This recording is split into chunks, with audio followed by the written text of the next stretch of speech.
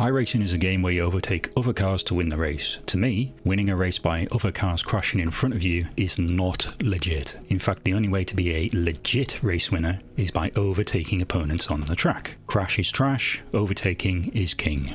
I want to win an iRacing race legitimately, but the track is hard, the opponents are hard, controlling the car is hard, battling your own mind is super hard, but I kept doing it until I got the win with an actual, real, honest overtake. And as I did, I had a bit of a revelation that I wanted to share with you guys. Let me explain. I'm loving iRacing at the minute. I've not had this much fun in ages, but I kept having a weird feeling in the back of my mind, a tingle, a sense that something was not quite right with what was happening. And I think I've worked it out.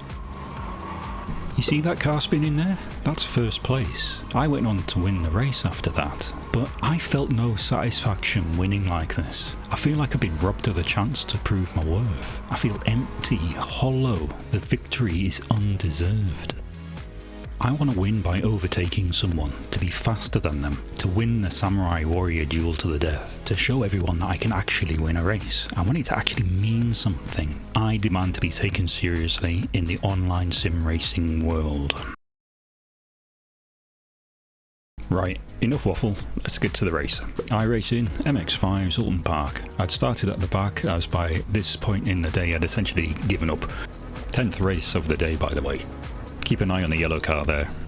If you think you're going backwards in life, get a load of that guy. Backwards off the line. What a legend. So we've immediately made up 3 places, and we haven't even reached the first corner yet, but they are not legitimate overtakes. I don't know why it feels so good avoiding first lap chaos in iRacing. It's like being a bomber pilot attacking a dreadnought, dodging incoming enemy fire or something. So we're now in 4th place, and just keep an eye on that black car behind us because he's one of the main characters in the story here. I want to talk about what makes iRacing such a challenge, if I may.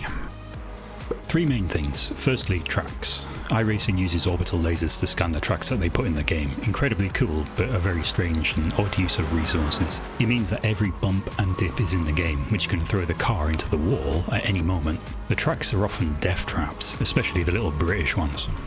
And then there are the opponents, real human beings from around the world. You know, there are some amazing drivers, some are hotheads, some are just pure evil from the depths of hell itself.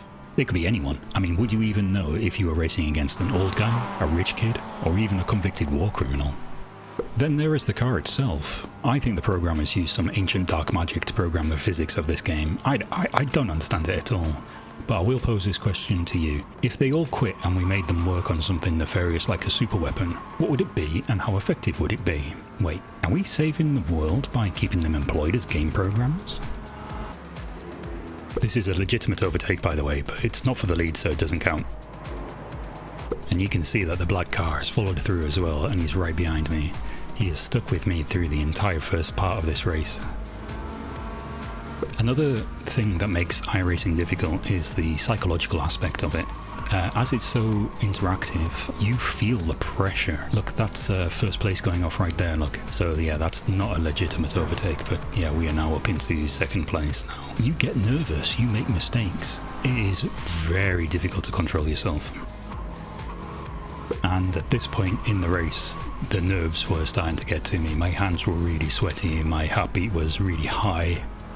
I was feeling the pressure because the black car finally makes his move on me and overtakes me.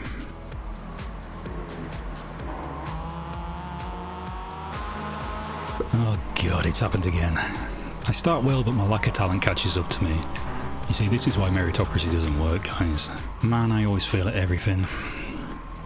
This is the point in the video when I talk about how I overcome my internal struggles and manifested success through skill and determination. But instead I'm going to tell you another story that I heard off a friend once. He lived in Japan since he was in his 20s.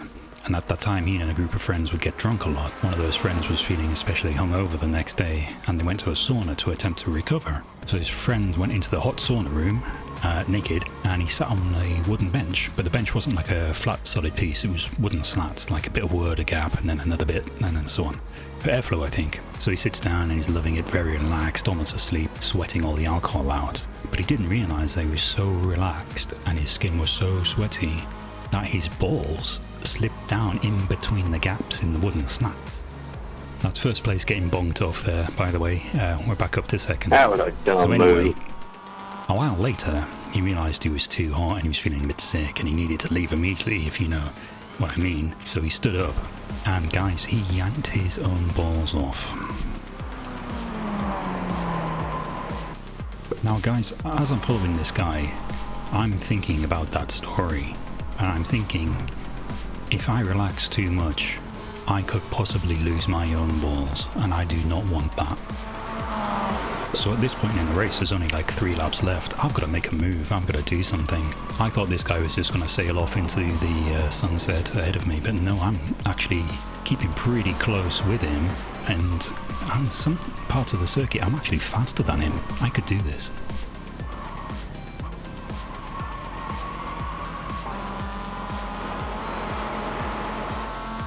I know that you're probably thinking this is just pointless showing this to you, but the whole reason why I made this YouTube channel is really to bring these small little stories to you, and well, it helps me stave off the random madness that I experience while living in the modern world. So there. Ooh, that was close. I want to pass him, but I don't want to wreck him.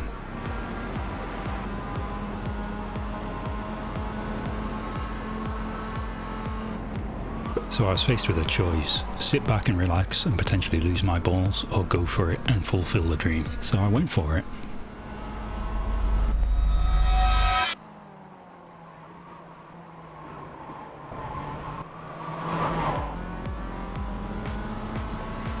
Finally I did it. Finally a legitimate victory through a legitimate overtake. I honestly felt like such a badass after doing this, and yeah, this is why iRacing has such a following. It's moments like this that make it more than a sum of its parts. And I get it now. The effort of practice and determination paid off, and I proved, at least to myself, that I'm not a total piece of shit, which is invaluable in this horrible, horrible world. And hopefully I prove to you, the viewer, that if I can do it, so can you. Do not be afraid to just go for it. You might surprise yourself. Although now I want a new feature where they add the severed head of defeated foes to bikes and add them along the main straight for you to see. If you know, you know. Okay, thanks for watching. Bye!